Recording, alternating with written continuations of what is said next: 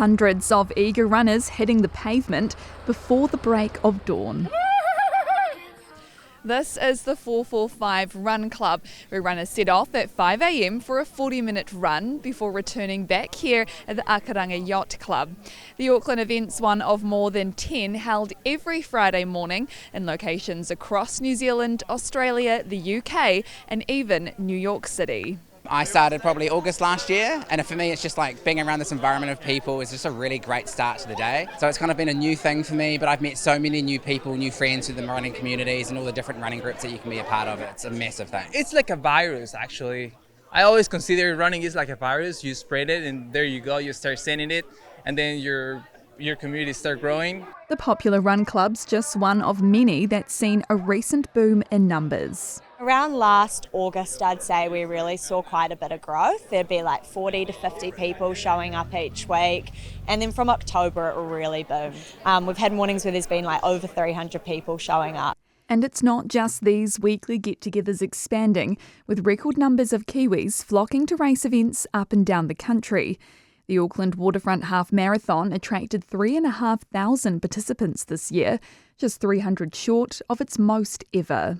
Lots of new faces. But when I say lots of new faces, I mean thousands and thousands of brand new runners, never seen them before.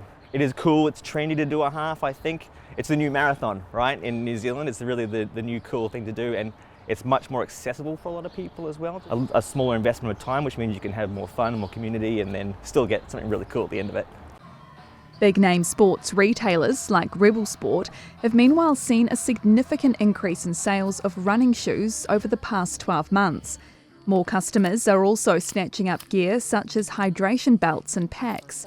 It comes amid a so-called running revolution on social media as running content trends on apps like Instagram and TikTok.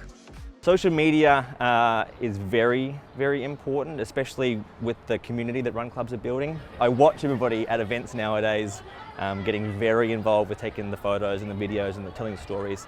I think the storytelling has been a really big thing. We see things pop up on TikTok, on Instagram, everyone's reposting and sharing, and then the next week new people will come along and they'll be like, oh, I saw you on TikTok or I saw you on Instagram. So I definitely think it's been a big part in the growth.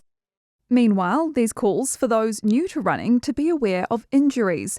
Last year, almost 13.5 new ACC claims were lodged for running-related injuries, up slightly on the year before.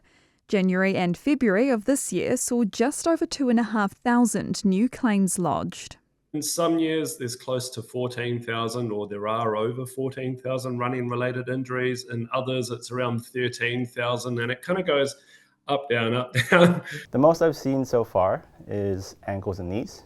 You get some hips sometimes, and then some occasional lower backs or upper back pain.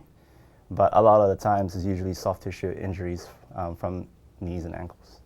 There's a number of easy ways to prevent injury, such as investing in a decent pair of shoes. Another thing that's really important is some people, once they get into running, they want to do it all the time, whereas it's actually much better for your body and even for your performance to take rest days. But in the unfortunate case injury does strike, Seek for professional advice. So whether it's a physio, whether it's a podiatrist, whether it's a running coach, surround yourself with people who can give you the right amount of resources, the quality ones, that really will help you personalize your progress and your planning. Simple steps to keep go-getters like these guys moving.